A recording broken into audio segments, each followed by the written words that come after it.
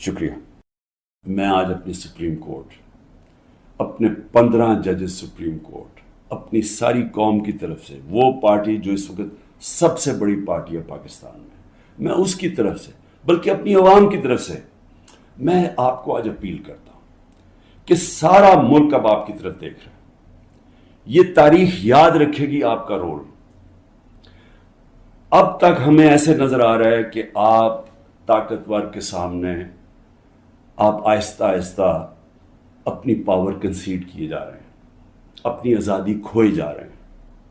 ہمیں نہیں نظر آ رہا کہ آپ سٹینڈ لینے کے قابل ہیں ان طاقتور کے سامنے، کیونکہ جس طرح ہمارے فنڈامنٹل رائٹس